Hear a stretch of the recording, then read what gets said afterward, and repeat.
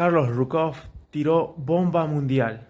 Este es mi pack de noticias que tiene nuevamente como centro a Cuba e Irán. También vamos a hablar de Venezuela, pero Cuba e Irán son objetivos muy claros de la administración Trump. El secretario de Estado y presidente del Consejo de Seguridad Nacional de los Estados Unidos, Marco Rubio, compareció ante una audiencia en el Senado de los Estados Unidos. Para los ministros, las audiencias en el Senado son de importancia muy significativa. No pueden mentir. Es una situación de mucha tensión cada vez que hay un hearing. En este caso, Marco Rubio respondió cuestiones muy diversas, pero una de las cuestiones más importantes fue Cuba. ¿Por qué? Porque la administración Trump está en el medio de todos los conflictos que tiene en el mundo, mirando permanentemente el 3 de noviembre. El 3 de noviembre son las elecciones de medio término en los Estados Unidos. Elecciones que históricamente los presidentes pierden, pero que Donald Trump siente que perdiéndolas este año, el ataque demócrata va a ser demoledor. Está muy polarizada la realidad política norteamericana. En el caso específico de Cuba, que caiga la dictadura de 67 años que sufre el pueblo cubano, sería una situación de una potencia en todo el sur de los Estados Unidos, desde California a Florida, que marcaría muchísimo la elección de representantes y algunas elecciones de senadores. Recordemos que si bien se eligen todos los representantes, lo que llamamos nosotros diputados en la Argentina, y solamente un tercio del Senado, hay 2 escaños más que se discuten en estas elecciones de medio término, el de Marco Rubio de Florida y el del vicepresidente Vance. Entonces, esta comparencia de Marco Rubio iba a estar absolutamente centrada en los temas como Venezuela y Cuba, que son temas de campaña electoral muy importantes en este sur de los Estados Unidos. En el caso específico de Cuba, como ustedes saben, porque lo vengo informando, Donald Trump ha ordenado un cerco naval de gran magnitud, un portaaviones, el que ya hemos llamado símil portaaviones, que operó frente a Venezuela y que funcionó como la base operativa táctica tanto de la Libertad, de la que yo llamo Corina Machado, la Juana de Arco del Caribe, como en la extracción del delincuente expresidente usurpador Nicolás Maduro. Bueno, esa nave, ese símil portaaviones, un portaaviones, destroyer y un submarino clase Ohio están cercando la isla de Cuba. Y en ese cerco, lo fundamental parece ser hasta el presente que no van a dejar entrar petróleo. Es decir, que no van a poder llegar ni los cargamentos que compró en África, Cuba, ni cargamentos que vengan de México, y por supuesto no le van a mandar de ninguna manera la nueva administración venezolana petróleo a Cuba. Pero escuchemos con todas las sutilezas que tiene lo que contestó sobre este tema Marco Rubio. Public commitment today to rule out U.S. regime change in Cuba. Regime change? Yes. Oh no, I think we would love to see the regime there change. We would like to, that doesn't mean that we're going to make a change, but we would love to see it change. There's no doubt about the fact that it would be of great benefit to the United States if Cuba was no longer governed by an autocratic regime. But you know what we mean by regime change. We don't mean, I wish someone else were in charge. When we talk about regime change, we're talking about using the power of the United States, usually kinetic power, but often other kinds of coercion. And I'm not even saying that that's always not in our interest. I'm just saying, I'm not asking you whether we would prefer a different kind of government. I'm asking whether you are trying to precipitate the fall of the current regime. Yeah, but that's statutory. The Helms-Burton Act, the U.S. embargo on Cuba is codified. It was codified in law, and it requires regime change in order for us to lift the embargo. Cuando Marco Rubio se refiere a la ley Helms-Burns, lo que está poniendo es el límite a lo que puede hacer. No es una invasión lo que va a hacer Estados Unidos de Cuba, es un cerco por asfixia, aquello que la ley Helms-Burns mandaba. Entonces es muy importante que comprendan que Cuba es un objetivo de Trump y de Marco Rubio, y es un objetivo cercano. Es para octubre, o es para antes de octubre. Es para que en las elecciones del 3 de noviembre eso pese muy fuerte a favor de los republicanos. Pero el otro punto central de esta situación de tensión es claramente Irán, porque ahí ya no estamos hablando de las declaraciones de Marco Rubio, estamos hablando del ultimátum que ha hecho el presidente de los Estados Unidos a Irán, con condiciones que Irán no puede aceptar. Una de las características que ha tenido siempre la relación de Trump y Netanyahu sobre el régimen de los ayatolá iraníes es ponerle condiciones que ellos no van a aceptar. Entonces, en la primera oportunidad, con condiciones muy duras que Irán no aceptó o demoró, llegó el bombardeo Martillo de Medianoche, aquel bombardeo que en su momento yo conté con mucho detalle, 35 horas de vuelo, reaprovisionamiento en vuelo de los aviones fantasmas, bombardeo de las 3 centrales de enriquecimiento de uranio. Bueno, ahora otra vez Trump pone condiciones que Irán no puede aceptar. Y de eso se trata la siguiente etapa de este conflicto.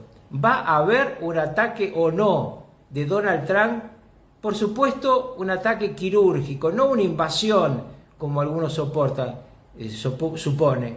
Un ataque quirúrgico como el que implicó la extracción de Maduro, pero no ahora para extraer un líder, o quizás sí, sino fundamentalmente para destruir las bases de ataque de Irán, para que Irán no pueda responderle ni al portaaviones Abraham Lincoln, que ya está en zona de combate, ni a su flota, se decía que iba a atacar con enjambre de drones, ni tampoco pueda hacerle un daño excesivo a Israel.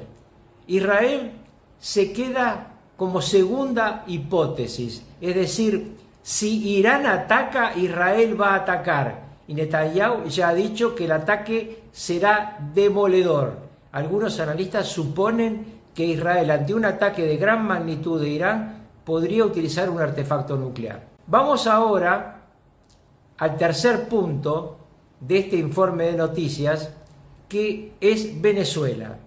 Sobre Venezuela también respondió el secretario de Estado de los Estados Unidos y presidente del Consejo de Seguridad Nacional en ese hearing en el Senado al que me referí cuando hablaba al comienzo de este informe de Cuba. Y ahí volvió a ser muy claro: va a tener que ir Delcy Rodríguez hacia la democracia, va a tener que liberar a los presos y va a tener, no lo dijo esto, pero va a tener que modificar la cúpula militar para que la DEA pueda certificar que los nuevos ascensos de los generales que van a ir a cada uno de los distritos de Venezuela no estén vinculados al narcotráfico. Pero además de lo que ahora van a escuchar, tengan presente que ayer Marco Rubio volvió a conversar con Corina Machado. Es decir, que empieza a moverse las piezas políticas dentro de una Venezuela que a cada rato trata de corcovear para sacarse el jinete norteamericano de arriba. Pero si la yegua corcovea demasiado, se la van a comer. Bueno, hasta la próxima, y espero que sigan estos temas, porque son temas que vale la pena ampliar en otros medios de comunicación. Ahora, escuchen, para cerrar esto, primero a Marco Rubio hablando de Venezuela, y luego, como detalle simpático, lo que dice Cayetana Álvarez de Toledo en el Congreso de España respecto a Delcy Rodríguez y Rodríguez Zapatero. Have elections. You can have elections all day. But if the opposition has no access to the media, if opposition candidates are routinely dismissed and unable to be on the ballot because the government, those aren't free and fair elections.